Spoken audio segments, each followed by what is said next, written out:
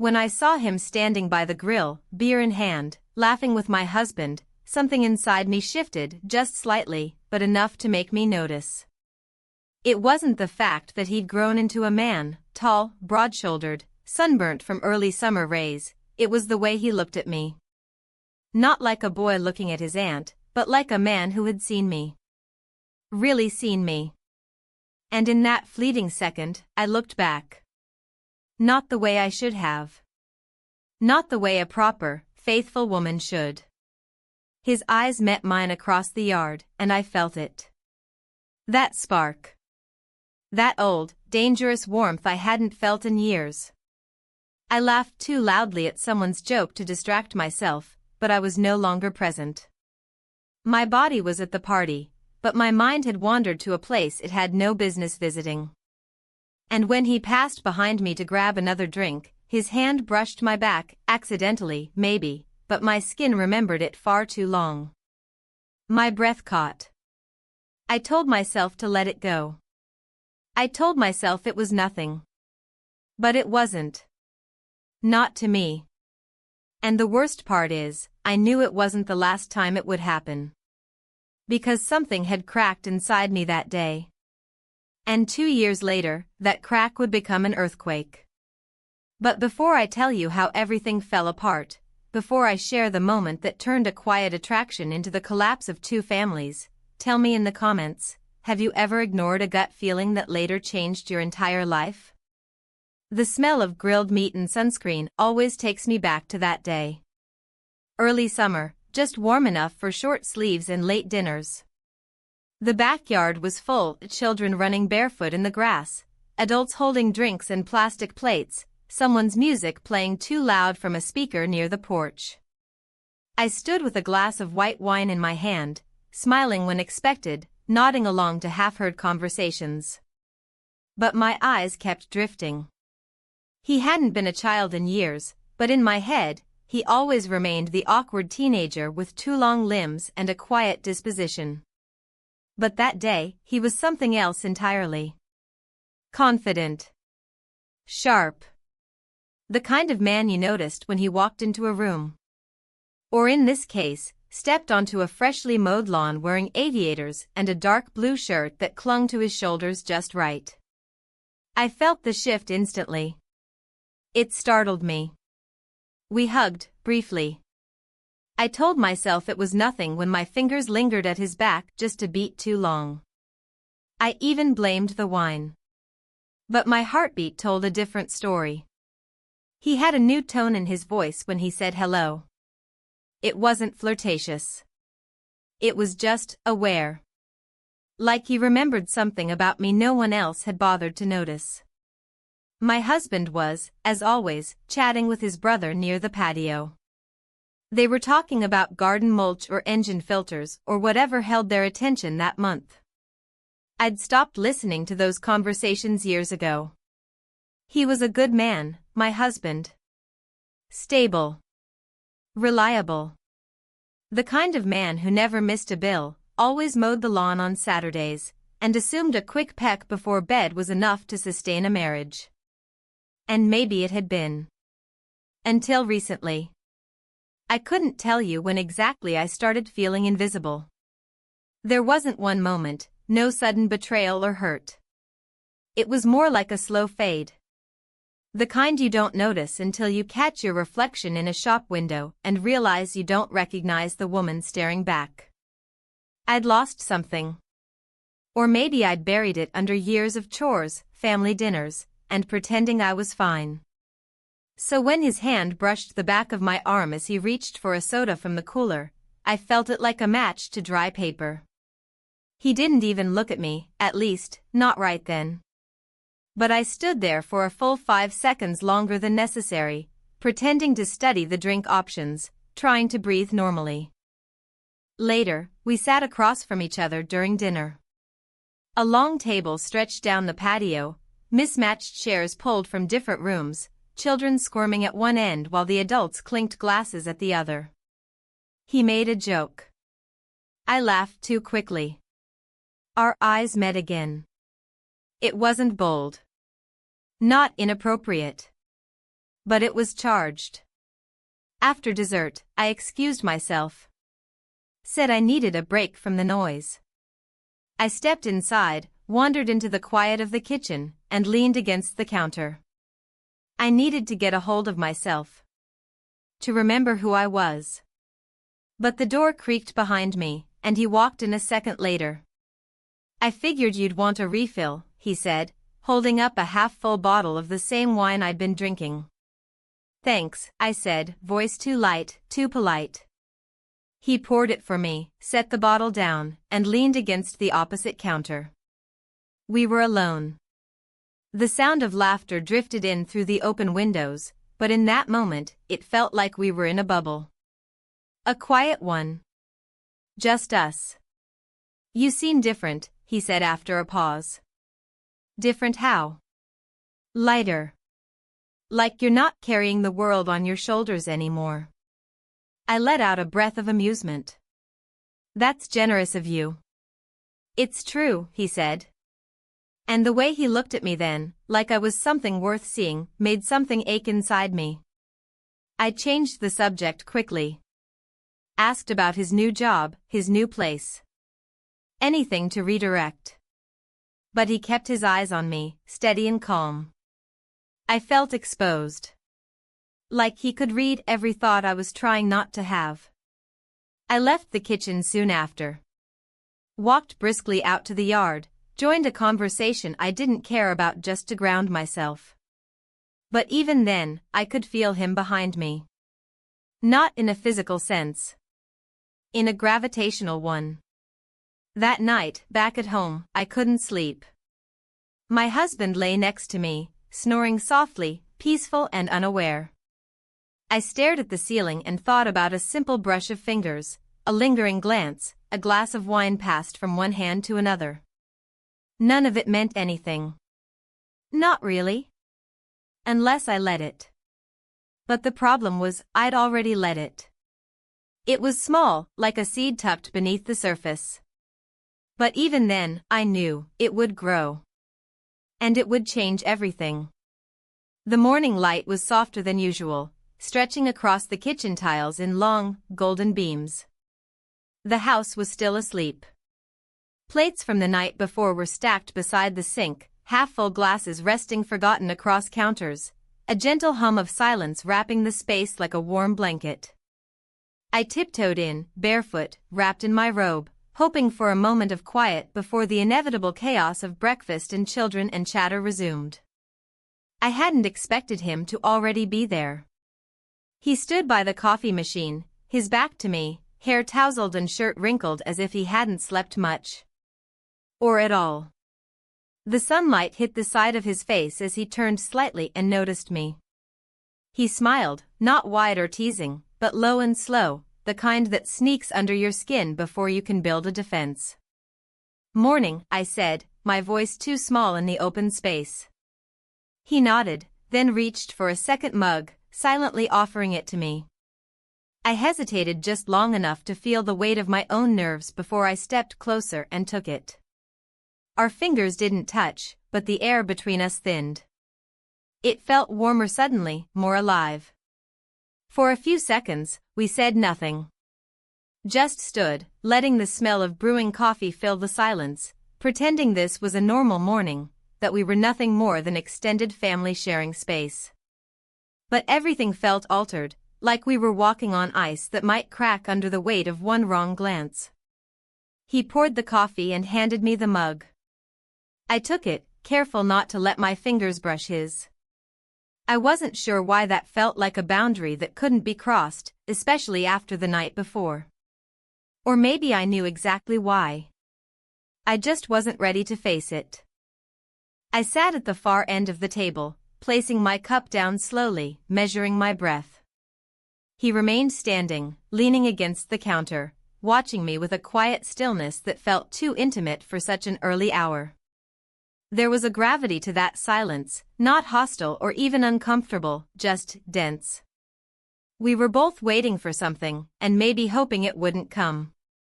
I wasn't sure if you'd still be here, I said finally, mostly to cut through the tension. I thought about leaving early, he replied, voice low, but it didn't feel right. I nodded, sipping from the mug though I barely tasted it. The coffee was warm, but my hands were cold. It was only then that I allowed myself to look at him, really look. His jaw was clenched, like he was holding something back, but his eyes betrayed him. There was no misreading them. They weren't confused. They weren't ashamed. They were deliberate. Steady. The quiet between us stretched further until something snapped, not in sound, but in restraint. We kissed. Just like that. There were no words. No dramatic confessions or explanations. No sweeping gestures or breathless gasps. Just one moment folding into the next. I stood, and he stepped forward, and suddenly our faces were close, too close. Then, without hesitation or second-guessing, it happened. We kissed. It was brief, but not accidental. Measured. Deliberate. And devastating. I pulled away first. I didn't say anything. I didn't look back. I set the mug down with a trembling hand, turned, and left the kitchen like the floor beneath me was about to disappear. My heart was pounding, my breath shallow, and yet everything outside that room remained exactly the same. The hallway was still dim. The hallway rug still slightly crooked. The sound of someone snoring from the guest room echoed faintly. But I felt changed. Not because of what happened, but because of what I felt in that moment, how easy it had been. I went upstairs and locked myself in the bathroom. Sat on the edge of the tub and stared at the floor. Not crying. Not panicking. Just processing. And the worst part? I didn't feel guilt. Not in that moment. I felt alive. That terrified me. Later that day, I left early. Told everyone I had errands to run and work to catch up on. No one questioned it. My husband offered a distracted kiss on the cheek and waved goodbye, already mid-conversation with his brother about something trivial. I didn't look back when I walked out the door. The drive home was quiet.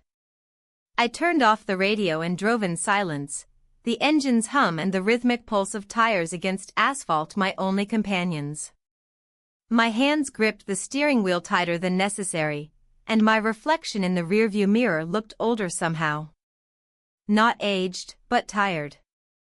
Like I'd peeled away a mask and was now staring at something too raw to ignore. By the time I pulled into the driveway, I was exhausted in a way that had nothing to do with sleep. I went inside, dropped my bag on the kitchen counter, and poured myself a glass of water I didn't drink. The house felt too big, too neat, too curated. Like a life someone else had chosen for me. I spent the rest of the day doing ordinary things. Laundry. Sorting mail. Watering the plants.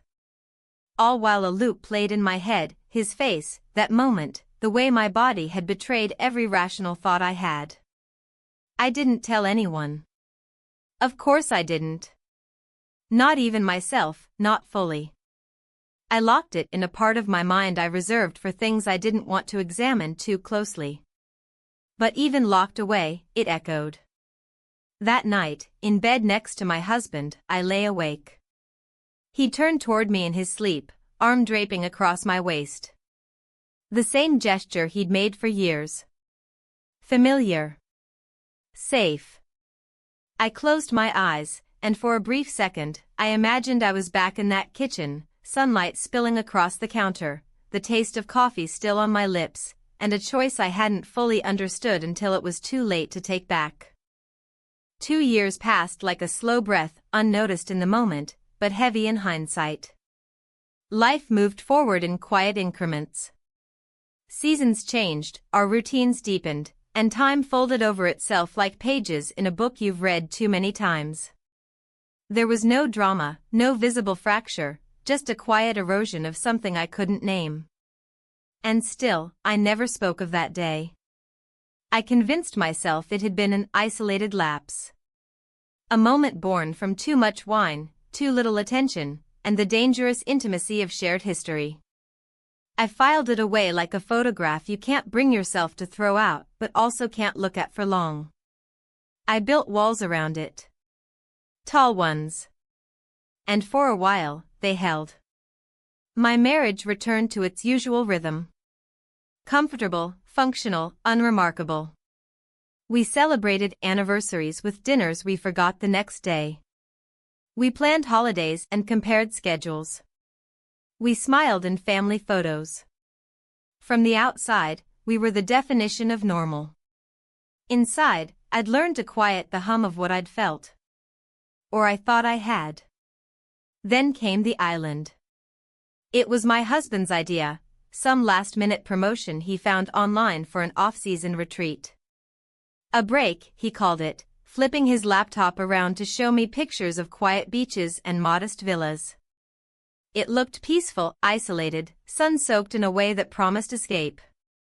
I said yes because I didn't have a reason to say no. The flight was long and uneventful. The resort modest, but beautiful in a simple, untouched way. Our villa was perched on a hill, overlooking the sea.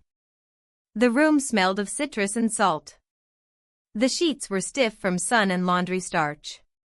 It felt like another world, one where I might start over, or at least pause the endless loop inside my head. We settled in quickly.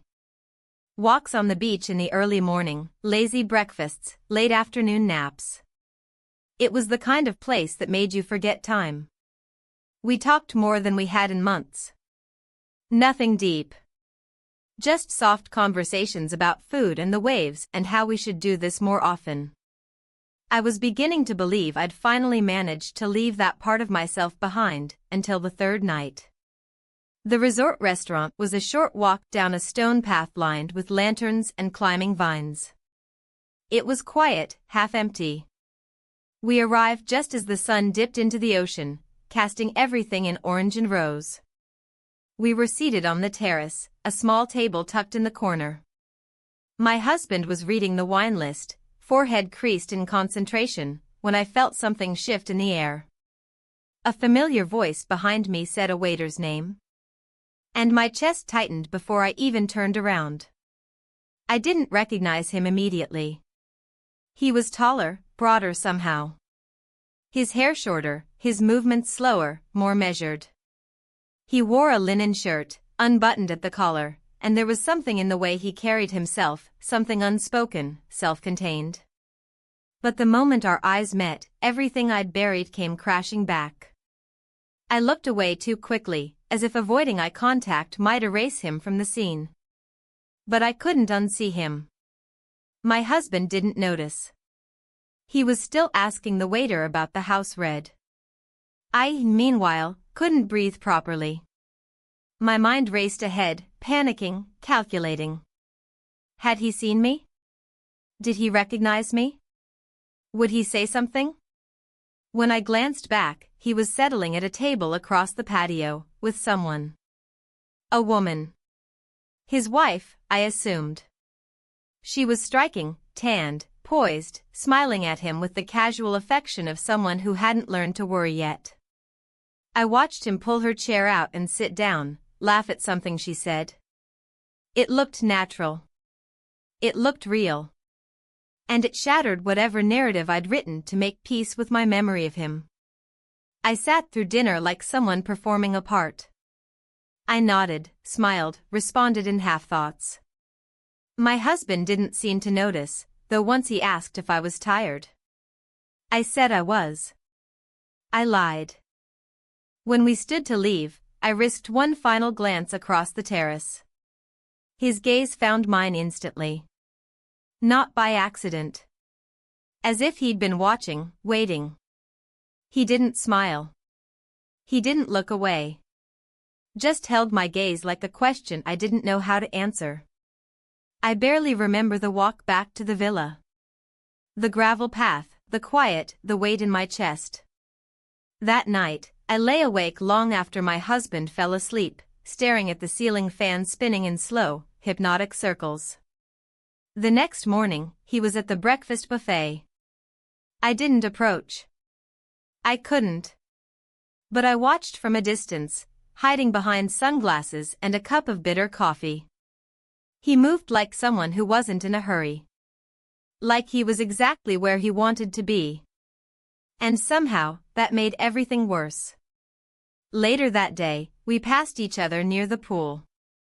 I was walking back to our room, towel draped over my arm, when he came around the corner. We stopped. Just for a second. Not enough time for anyone to notice, but enough for everything to rise again.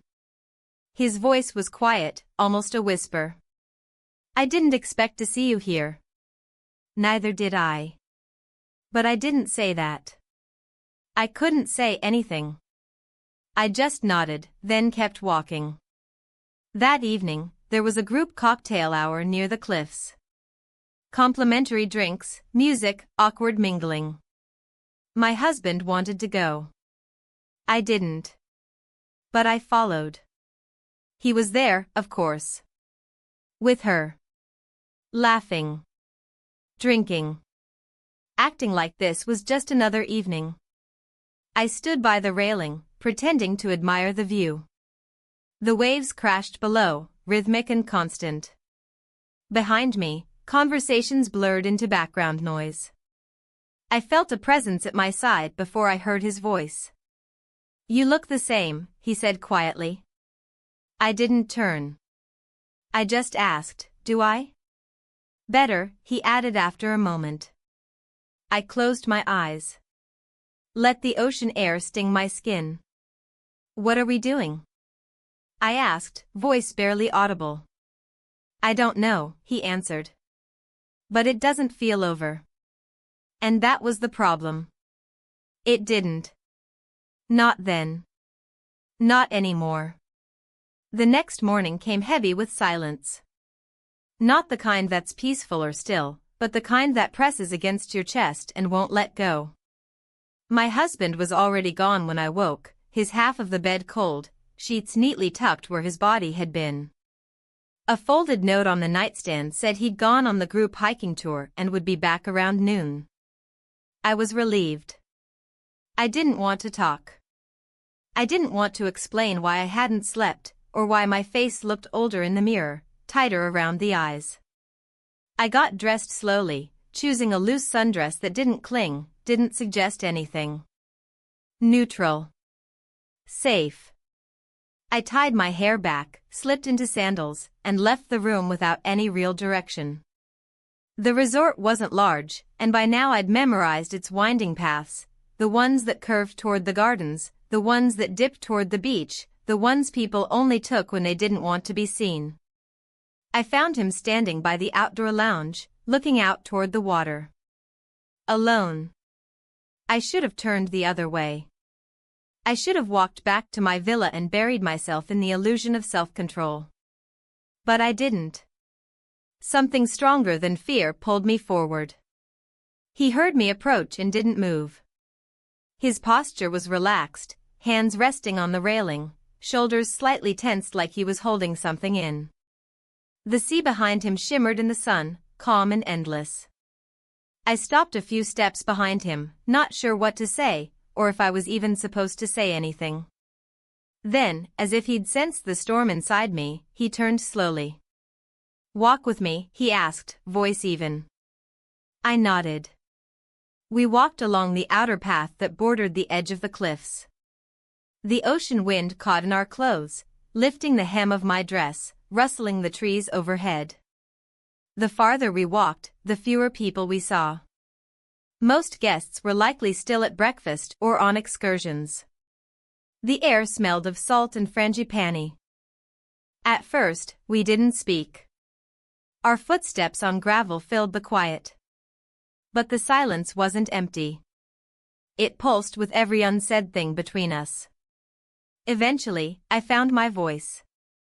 You're here with her, I said, keeping my eyes forward. He nodded. Yeah. Are you happy? His pause said more than his words ever could.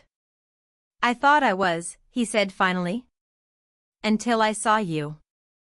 I closed my eyes briefly, hating how much that affected me. We reached a shaded alcove where a bench overlooked the rocks below. He sat first, and I joined him, careful to leave a sliver of space between us. Not enough to feel distant. Just enough to pretend we were still pretending. I didn't plan for this, I whispered. Neither did I. I looked down at my hands. They were folded neatly in my lap, but I could see the tension in my knuckles, the white of my grip. I told myself it was a mistake, I said, what happened that day. And now? I hesitated. Now I'm not so sure. We sat there for a while, letting the waves below speak for us. I thought about the years that had passed, about the quiet resignation I'd lived with, the dull ache of pretending everything was fine when it wasn't. I had told myself I was being strong, loyal, mature. But maybe I was just afraid. Afraid to want more. Afraid to admit I still had desire, that I could still be moved, seen, unraveled. I miss being looked at like I matter, I said suddenly, the confession slipping out before I could pull it back. He didn't respond right away. But then I felt his eyes on me. You do matter, he said quietly. At least to me, you do. I didn't look at him. I couldn't. If I did, I was afraid I'd fall into something I couldn't climb out of. He leaned back against the bench, exhaling slowly. You know, he added, after that day, I kept wondering if I imagined it. If maybe you just felt sorry for me. Or were caught off guard. No, I said. You didn't imagine it. Something shifted again then, not dramatic or loud, just a small cracking of whatever wall we'd tried to rebuild. It wasn't about lust or escape. It was about recognition. I saw myself in his presence. Not the version of me I showed the world, but the one I'd pushed aside long ago. We walked back slowly, not speaking. But every step felt heavier, like the path back to the resort was leading us deeper into something we couldn't name. When we reached the split in the trail, one side back to the lounge, the other toward the villas, he stopped. I'll see you at dinner, he said. I nodded. But neither of us moved. Finally, I turned and walked away, the heat of his presence still clinging to my skin. Later that afternoon, my husband returned from his hike, face flushed from the sun, shirt damp with sweat. He told me about the trail, about a bird he'd seen, about a couple who'd gotten lost and found again. I nodded, smiled, asked the right questions. But my mind was elsewhere. I kept thinking about the way he'd looked at me, not with hunger or guilt, but with something far more dangerous. With care. That evening, we all ended up at the same group dinner, a beachfront barbecue hosted by the resort. Tables lined with lanterns, the smell of grilled vegetables and pineapple, the sound of acoustic guitar floating through the warm air. Everyone was cheerful, relaxed, laughing. I saw him across the crowd. He was seated beside his wife, who was talking animatedly with someone else. He glanced at me once. Just once. But that was all it took. We didn't speak that night. Not with words. But every glance, every moment of shared stillness in a room full of motion, built something between us. And I realized I was standing on a cliff of my own, one I had willingly walked toward. What waited below, I didn't know. But the wind was rising. And I was no longer sure I wanted to hold on. The next day brought an oppressive stillness, like the air was holding its breath. The sky was cloudless, but the sun felt too bright, too exposed, as if everything was being illuminated at once, my thoughts, my intentions, the things I hadn't said but had felt far too vividly. I woke earlier than usual, before my husband stirred. He looked peaceful in sleep, his brow relaxed, mouth slightly open. I studied his face for a moment, searching for something I couldn't define, maybe guilt, maybe clarity, maybe the memory of what we used to be. But all I saw was a man I'd lived beside for years without truly touching anymore. I slipped out of bed, dressed quietly, and left before breakfast. The resort grounds were still empty. Chairs stacked, umbrellas closed, the beach untouched.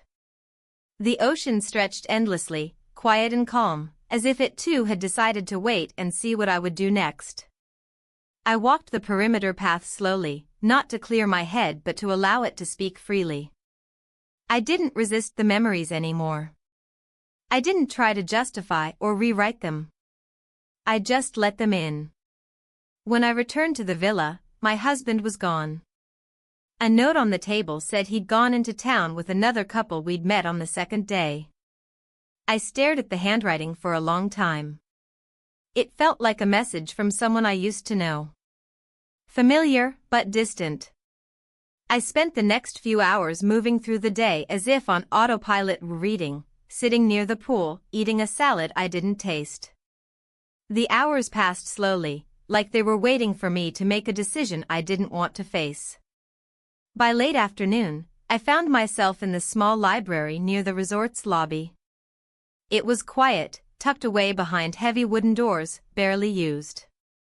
The air inside was cooler, the lights dim, and the windows looked out over the garden. I sat at the far end, by the window, pretending to read. But my eyes kept flicking up toward the entrance. I told myself I didn't want him to come. That this silence was necessary. Safe. But when the door finally creaked open and I saw him step inside, something in me shifted. Not in panic. Not even in fear. Just in surrender. He saw me immediately, of course. Walked over slowly, as if testing the moment. He didn't sit. He stood beside the table, his hand resting lightly on the back of the chair opposite mine. "Can we talk?" he asked. I nodded. It was the only answer I had. We didn't speak in the library. Instead, we left through the side path, walked silently toward the quieter end of the resort where a few villas sat half-empty. The world around us faded into muted colors, green leaves, golden sand, the dull blue of the ocean in the distance. We stopped at the foot of a path leading down to a private stretch of beach. I'd seen it the day before but hadn't gone. It felt like the kind of place where decisions were made. We stood there, facing the water. The breeze tugged at my dress, and I crossed my arms, not from cold, but from the sharp edge of anticipation. "I need to say something," he said quietly. I turned to him but didn't speak. Just waited. I've tried to forget it. That day. I've tried to bury it the way you're supposed to bury things that can ruin you. His voice didn't shake, but there was weight in it, like he was holding back more than he could say. I told myself it didn't mean anything, he continued. That it was a passing impulse, a stupid mistake. But when I saw you here, it all came back. Not the kiss. Not just that. Everything that led up to it. The way you looked at me. The way I felt like I was finally seen. I swallowed hard. My mouth was dry, throat tight. "I don't want to be the person who breaks things," he added. "But I also can't keep pretending this doesn't exist." I wanted to respond. I wanted to tell him that I understood. That I'd felt every word he said. But all I could do was stare at the sea, my body rigid with restraint. He turned to walk away, but then stopped after a few steps. "Come with me," he said, glancing back. I hesitated. Not because I didn't want to. But because I already knew what it would mean. Still, I followed. We walked down the path in silence. The sand was cool beneath our feet, the beach empty, isolated by a ridge of rocks on either side. There were no other footprints. Just ours. When we reached the edge of the water, he stopped and looked at me. I could see the question in his eyes, but he didn't speak it. He didn't have to. We kissed. That was it. We kissed. Not out of lust, not out of confusion, but out of something deeper. Something that had been building quietly, steadily, until it could no longer be ignored. The moment passed like a single breath. Long enough to change something. Short enough to leave everything else suspended. Afterward, we stood there, facing the ocean, not touching, not speaking. The wind carried the sound of waves crashing gently against the shore. The sun dipped lower behind us, casting long shadows across the sand. Eventually, I turned away. He didn't follow. I walked back alone, each step heavy with everything that had been said and everything that hadn't.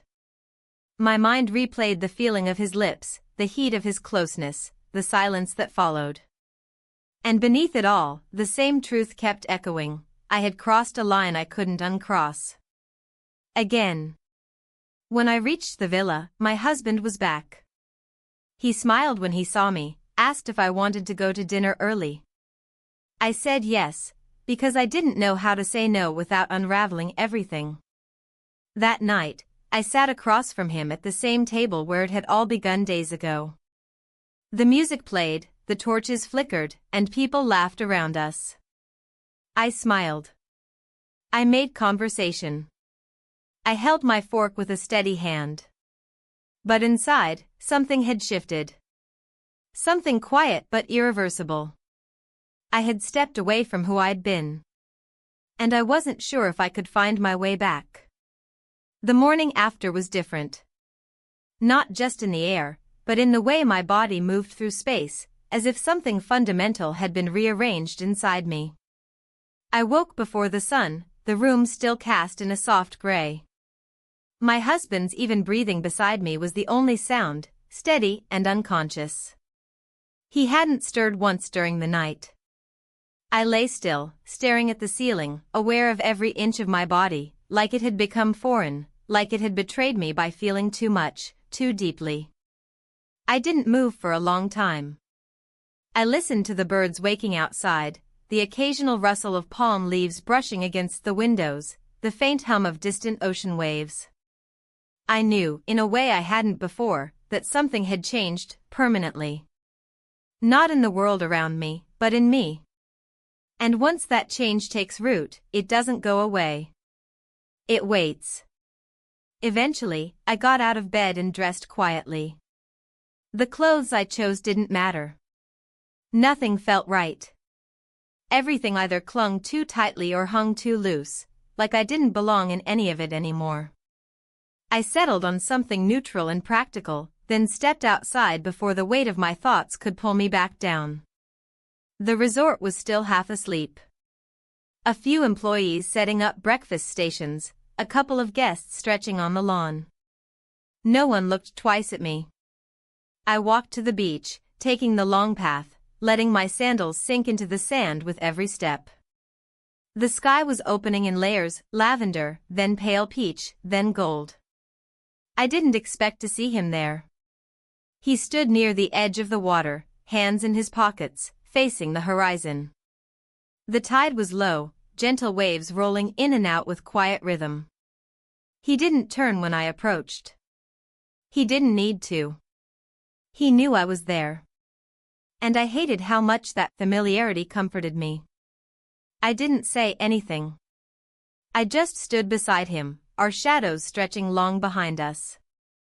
There was a stillness between us, not the kind that begs for conversation, but the kind that simply is. I could feel the night before humming in my bones, echoing in my skin. And I knew he felt it too. But we didn't talk about it. We couldn't. Not here. Not now. After a while, he cleared his throat softly. "She's suspicious," he said, meaning his wife. I looked down at the water, watching the foam break against the shore. "How do you know?" "She's quieter. Too polite." I nodded. That kind of silence, I understood. "She hasn't said anything yet," he added. "But she will." I felt a rush of guilt, not the kind that screams, but the kind that settles in your stomach like a stone. Not just for what I'd done, but for what I'd allowed to start. She deserves better, I said. He nodded slowly. So does your husband. Those words stung. Not because they weren't true, but because they cut to the part I'd been avoiding. The part that knew what I'd done couldn't be wrapped in excuses or temporary emotions. It was a choice. One I'd made. And now, I had to live with it. I didn't stay long. I told him I needed to go, and he didn't argue. We both knew the distance was necessary, even if we didn't want it. Back in the villa, my husband was awake, brushing his teeth. He smiled at me in the mirror like everything was fine, like nothing had shifted, like he hadn't noticed the crack spreading quietly beneath the surface. We should go into town today, he said, spitting into the sink. I heard there's a market. I nodded, voice caught somewhere behind my ribs. Sounds good. We spent the morning strolling through stalls filled with woven baskets, hand-carved souvenirs, and overpriced fruit. I smiled at the right moments, laughed when prompted, held his hand when he reached for mine. To anyone watching, we looked like a couple still in love. Maybe even to him. But I could feel the separation between us growing wider. It wasn't a wall, it was a silence. A space where I used to belong but no longer fit. That afternoon, we returned to the resort for lunch, and I spotted them from across the terrace, him and his wife, seated beneath a palm tree, her hand resting lightly on his. She was talking. He was nodding. But his eyes met mine for half a second, and that was all it took. The worst part wasn't that we had shared something. The worst part was that we couldn't undo it. And now, every glance, every moment near one another, was laced with weight. Later, by the pool, I sat reading a book I couldn't focus on. My husband dozed beside me, hat pulled low over his eyes, drink sweating on the table next to him. The sun was warm, but I felt cold. Disconnected. As though I was watching my life play out from a few feet away. He passed by only once, walking toward the bar, sunglasses on, expression unreadable. We didn't acknowledge each other, but I felt the air shift. Like a wire pulled taut. I closed my eyes, took a breath, and told myself to stay still. That evening, there was another group dinner, a more formal one, under string lights and linen-draped tables. Assigned seating this time. By some twist of fate or cruel design, we ended up at adjacent tables. Our chairs only a few feet apart, backs turned, conversations overlapping. I heard his voice all night. Even when I wasn't listening, I heard it. The way it dipped when he spoke to his wife. The way it rose in polite laughter. I knew those tones too well. At one point, he excused himself from the table and passed behind me. He didn't touch me, didn't pause, but the heat of his presence skated down my spine. I focused on the wine glass in front of me, gripped the stem too tightly. My husband asked me a question, I didn't catch it. I nodded, hoping it would suffice. By the time dessert arrived, my heart was racing. I wasn't sure if it was anxiety or anticipation. I wasn't even sure which one I wanted it to be. I just knew that something inside me was unraveling. Slowly. Deliberately. When the dinner ended and the tables began to empty, I stood and turned only to find his wife looking directly at me. She didn't smile. Didn't look away. Just held my gaze for a moment too long. And that was the first time I truly felt afraid. Not of her. But of what she might already know. Of what I might lose. Of the quiet inevitability that things would no longer stay hidden. Because the line we'd crossed hadn't disappeared. It had just been noticed. The air felt heavier that night. Not because of the temperature, but because of everything that was left unsaid. After the dinner, the resort grounds began to clear slowly, couples disappearing toward their villas, the music fading into background noise. My husband was still chatting with someone near the bar, laughing softly about something that didn't matter. I stood on the edge of the terrace, looking out toward the water, pretending to enjoy the breeze while inside I could barely breathe. Her eyes were still in my mind, his wife. The way she'd looked at me across the dinner table wasn't loud or confrontational. It was worse. It was quiet. Focused. The look of someone who had noticed a detail that didn't belong. She hadn't said anything. She hadn't needed to. And I knew, with terrifying certainty, that she was waiting for something to confirm the suspicion she already carried. I told my husband I wanted to go back early. He didn't protest. He handed me the villa key and said he'd stay for one more drink. I nodded, kissed him lightly on the cheek, and turned before he could see how shaky my hands were. The path back to the villa was dimly lit, the sky deepening into a dark navy overhead. Each step echoed louder than it should have. I passed only one other couple, older, walking slowly, holding hands like the world was still a place they trusted. I envied that. By the time I reached our villa, the silence had grown louder than anything around me. I stood outside the door for a few seconds, heart pounding, unsure why. I unlocked it, stepped inside, and let the stillness wrap around me like a net. I took a long shower. Not to relax. To scrub the noise off my skin. The guilt. The longing. The heat. But the water didn't wash away what had been done. It only made the echoes sharper. I sat on the bed afterward, hair damp against my neck, robe clinging to my arms. I didn't turn on the lights. The moon was enough. Pale silver cutting through the window, casting long lines across the tiled floor. And then came the knock. It wasn't loud. Just 2 quiet taps. My heart stopped, then doubled in pace. I didn't move at first. I just stared at the door, frozen. A 3rd tap. Softer this time. I stood. My feet moved before my mind could catch up. I crossed the room, hands trembling slightly as they reached for the handle. When I opened the door, he was there. He didn't speak. Neither did I. We just looked at each other for a moment that stretched longer than it should have. And then I stepped aside. He walked in slowly, deliberately. I closed the door behind him with a quiet click. The air shifted instantly. It wasn't electricity. It was gravity. Everything pulled inward. We didn't need to talk. We had passed the stage of excuses, of questions. There was only what was.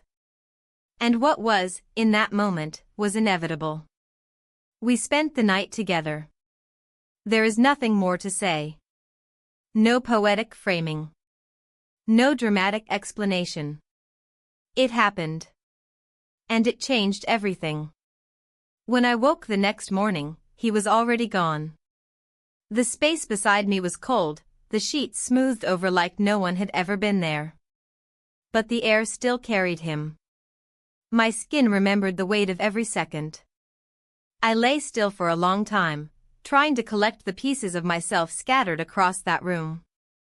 My mind was a blur of emotion, shame, longing, sadness, clarity, confusion.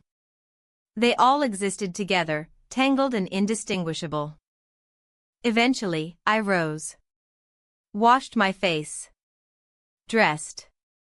My movements were slow, deliberate, like I was trying not to break something already cracked. I didn't know where he had gone. I didn't look for him. My husband returned shortly after noon, his face flushed from the sun. He kissed my forehead and talked about a boat rental someone had mentioned. I nodded along, pretending to listen. But my mind was elsewhere, buried in the space between what I had done and what I would do next. The rest of the day passed in fragments. A walk along the shore. A meal I couldn't taste. Small talk that felt miles away from where my thoughts lived. Every glance from him, every laugh, felt like it came from another life. And maybe it did. I didn't see him again until the evening. We crossed paths on the stairs by the main lodge. Just a few seconds. He passed me on the way down. I passed him on the way up. Our shoulders nearly touched. Neither of us looked. But the silence between us was louder than words. Back in our room that night, my husband sat on the balcony reading a travel brochure, circling places we should visit before heading home. He was making plans. I was sitting in the past. Or maybe stuck in a version of the present I couldn't speak aloud. I looked at him, the man I had built a life with. The man who had never truly hurt me. Who had stood beside me through illnesses, job losses, family funerals.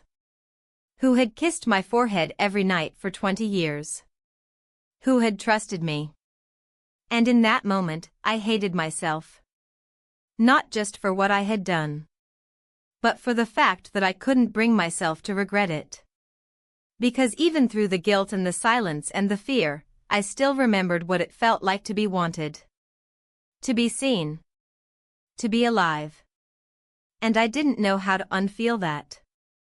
Not now. Not anymore. The day after was clouded, though the forecast hadn't called for it.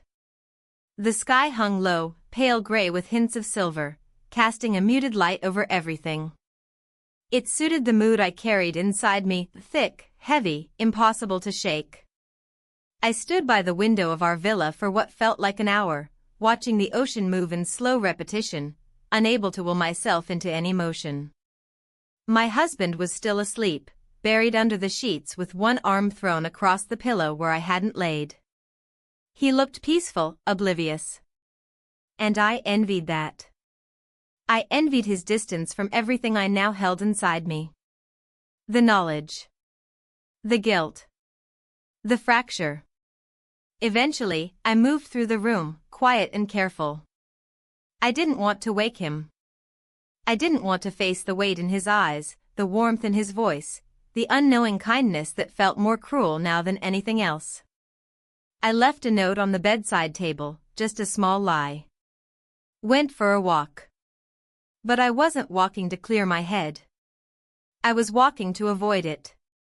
The resort paths felt different in the gray light. Less picturesque, more neutral. The kind of beauty that didn't demand your attention. I passed the same trees, the same winding turns, but I barely registered them.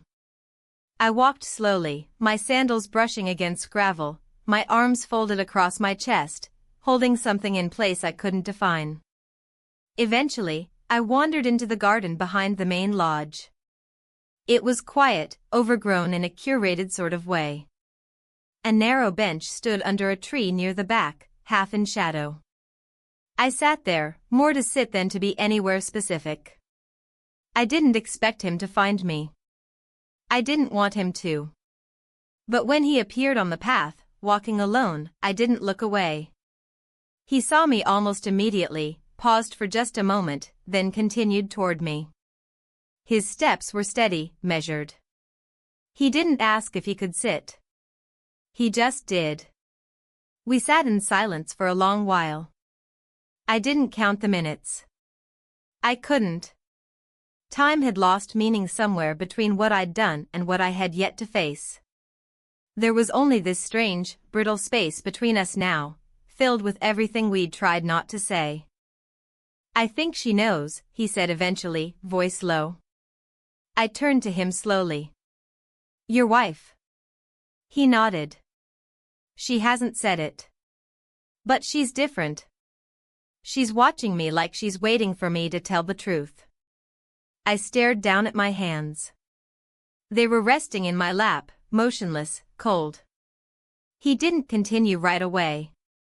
When he did, his voice was quiet, strained. I never meant for this to happen. Neither had I. And yet we'd both stepped into it like it was always meant to be. I think my husband suspects something too, I said. He's been quiet since last night. Not angry. Just quieter than usual. There was a long pause between us after that. I didn't cry.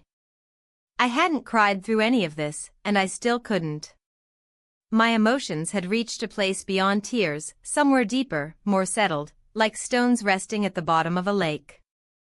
Immovable. I thought I could carry it, I said softly. Just one secret. Just one mistake. But it doesn't feel like a mistake anymore. It feels like a choice. He nodded slowly, but said nothing. The wind shifted through the trees, rustling leaves above our heads. Somewhere nearby, a bird called out.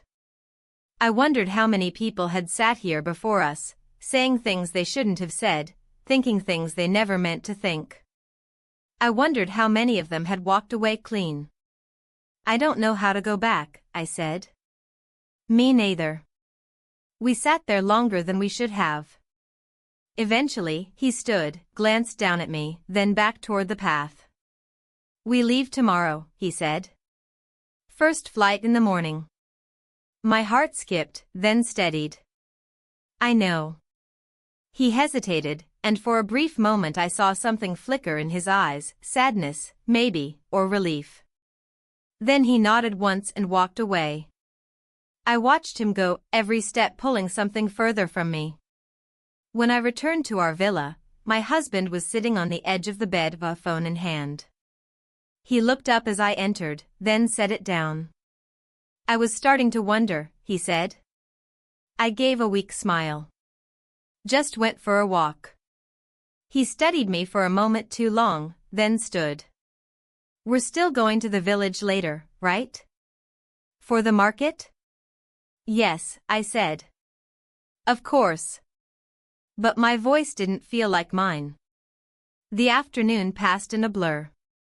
The market was colorful and crowded, stalls lined with spices and woven goods, tourists laughing, children tugging at their parents. I moved through it like I was inside a dream, smiling, nodding, picking up small trinkets I had no intention of buying. My husband walked beside me, pointing out things I barely saw. At one point, he touched my shoulder lightly. I flinched before I could stop myself. He didn't say anything. But I saw it register in his eyes. Something had shifted. And he wasn't sure what it was. Yet. We returned to the resort just before sunset. I excused myself, saying I needed to lie down. He said he'd grab drinks with a couple we'd met on the first day. I returned to the villa, alone. And then I sat in silence, waiting.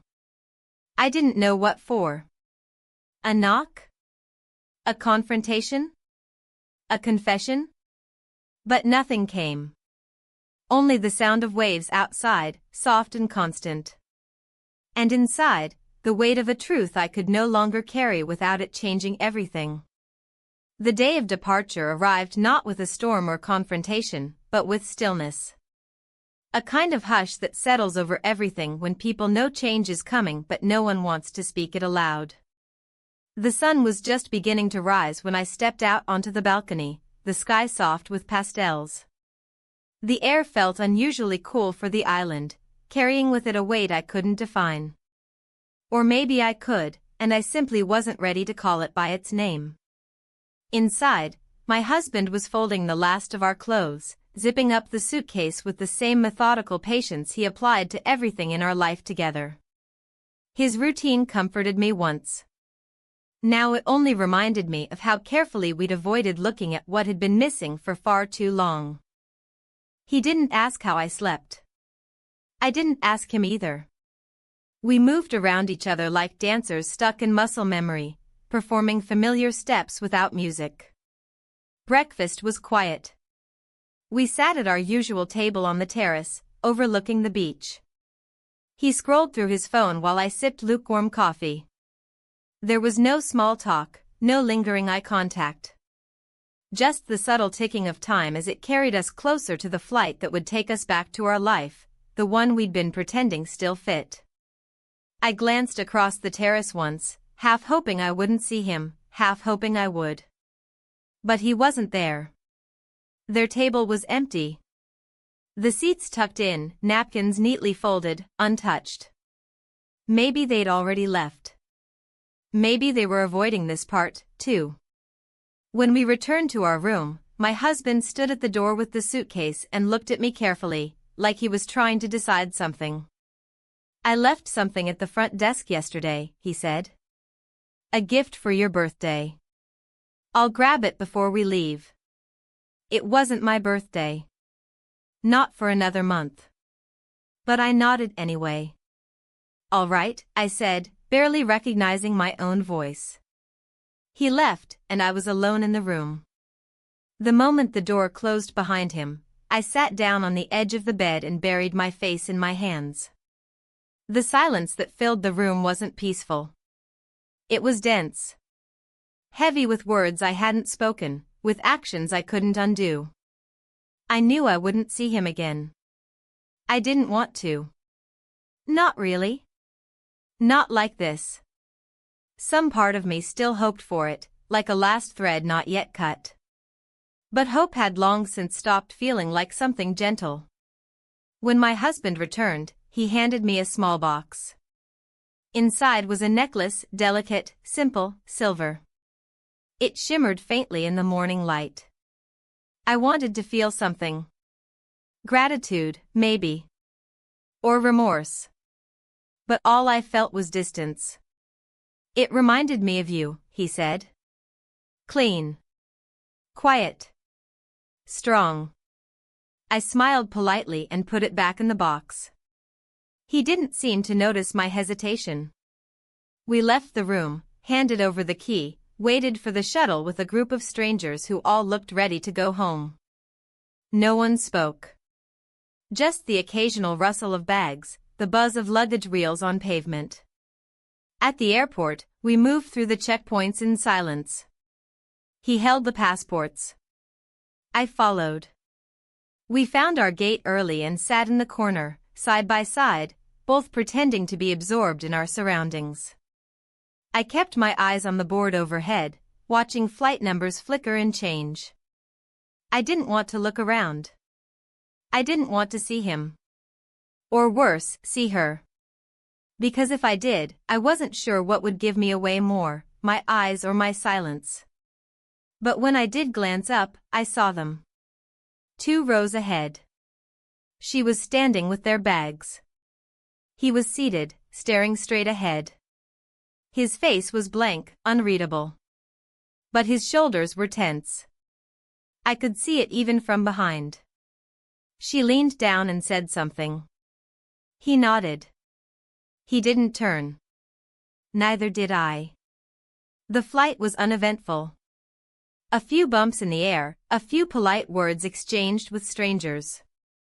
My husband offered me his headphones at one point. I declined.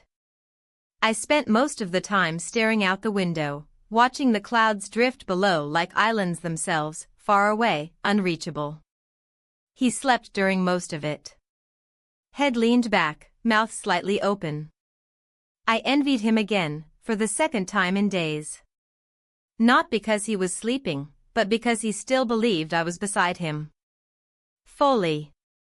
When we landed, the world felt sharper. Harsher. The terminal buzzed with noise and motion, the pace faster than my body wanted. But we kept walking, kept moving forward because that's what you do when you're not ready to look back. The car ride home was quiet. Familiar landmarks blurred past the windows, gas stations, neighborhoods, the bakery where we used to get coffee on Sundays. It all looked the same. But I wasn't. At home, I unpacked slowly. Drawer by drawer. I folded clothes with care I didn't feel. My husband went to the grocery store, said we were out of milk. I said I'd start laundry. The moment he left, I sat on the bed and let my eyes close. The silence in our house was different now. Not heavy, not cold. Just hollow. Later, I found myself in the living room, holding the necklace box. I opened it again, ran my fingers along the chain. It was beautiful. thoughtful. But it didn't feel like mine. Not anymore. I didn't cry. I didn't scream or write letters I'd never send. I just sat with it. Sat with all of it. What I'd done. What I hadn't said. What couldn't be taken back. When he returned, we made dinner together like we always had. Chopped vegetables. Stirred sauce. Ate quietly at the table by the window. He asked if I was tired. I said a little. He said he'd clean up. I let him. That night, when we got into bed, he reached for my hand under the covers. I let him hold it. I even squeezed back. But my eyes stayed open long after he fell asleep. Because I wasn't in that bed. Not really. I was still somewhere on that island. Somewhere near the sea. Somewhere in the space between the woman I'd been and the one I didn't yet know how to become. And I didn't know which of them I'd have to bury first.